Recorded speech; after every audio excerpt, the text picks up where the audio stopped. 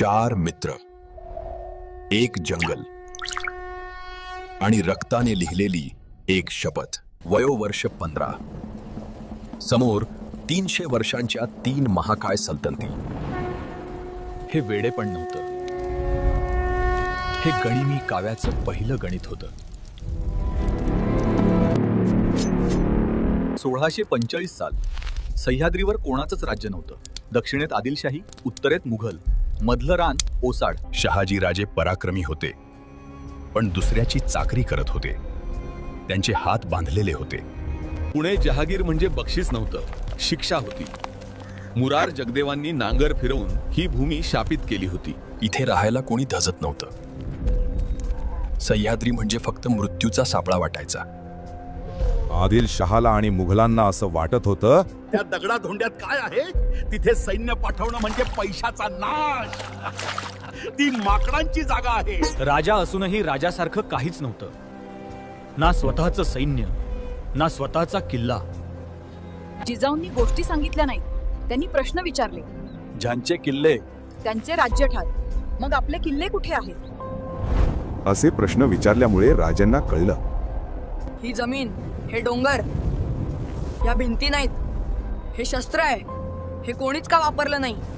राजे म्हणतात स्वराज्य, पण कसं? आपल्याकडे ना तोफा आहेत ना घोडदळ. प्रश्न धाडसाचा नव्हता. प्रश्न होता सुरुवात कुठून करायची. दादोजींनी राज्य कसं चालवायचं हे शिकवलं, पण राज्य कसं निर्माण करायचं हे राजे स्वतःच्या डोळ्यांनी शोधलं.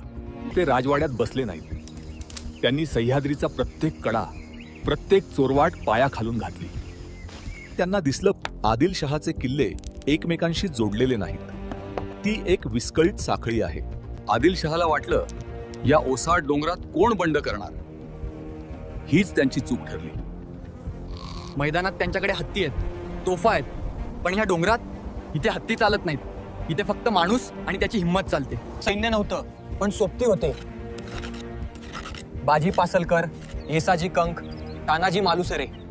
जिजाऊंचे शब्द राजांना आठवले. तुझ्या वडिलांनी दुसऱ्याची घरे भरली. तेव्हा त्यांना कळलं, शत्रू झोपलेला असतानाच जागायचं. हीच ती वेळ होती. ठरलं. 27 एप्रिल 1645. ठिकाण रायरेश्वर. तेव्हा कोणालाच माहित नव्हतं, ही रात्र इतिहास बदलणार आहे. जंगलाच्या पोटात लपलेलं ते शिवमंदिर. राजे आणि मावळ्यांनी आत प्रवेश केला. आत होतं एक शिवलिंग. मंदिरात आल्यावर मावळ्यांना वास्तविकतेची जाणीव झाली.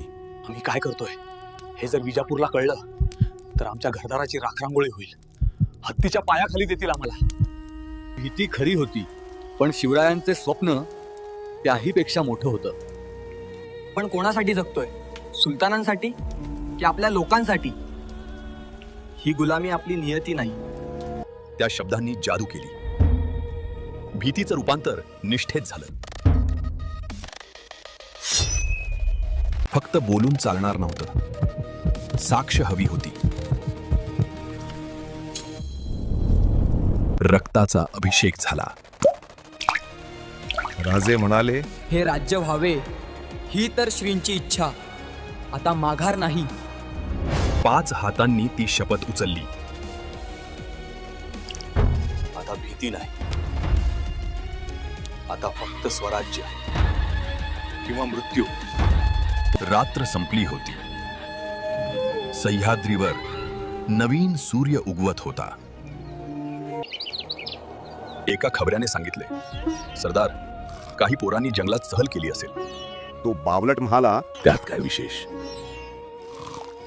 त्यांनी फक्त शपथ घेतली नाही, तर कामाला सुरुवात केली. त्या शपथेचं रूपांतर एका मुद्रेत झालं. प्रतिपतचंद्र. या मुद्रेचा अर्थ सोपा होता. हे राज्य कोणा एकाच्या फायद्यासाठी नाही, तर सर्वांच्या कल्याणासाठी आहे. 12 मावळं एकत्र आली. देशमुख आणि पाटलांची वतनदारी संपली. निष्ठा बदलली. राजे लोकांमध्ये मिसळले. ते रयतेचे राजा झाले. मी एकटा लढलो असतो तर बंडखोर ठरलो असतो, पण मी लोकांना एक ध्येय दिलं. आता हे लोकांचं युद्ध आहे. शेतकरी सैनिक झाला. लोहार शस्त्र बनवू लागला. दूर बंगळुरूत शहाजी राजांना खबर पोहोचली.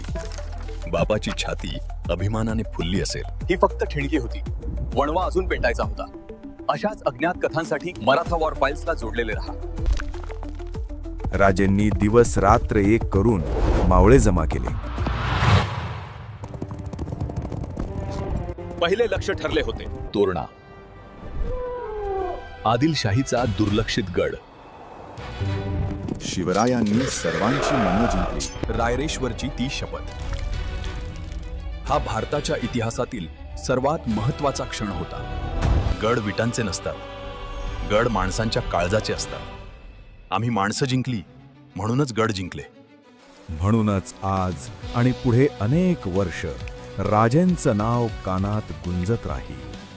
ज्या डोंगरांनी इतरांना भीती दाखवली, त्याच डोंगरांनी मराठ्यांना स्वराज्य दिलं. आणि एका 15 वर्षांच्या मुलाने शक्य आणि अशक्य मधली रेषा पुसून टाकली. जय भवानी, जय शिवाजी, जय महाराष्ट्र.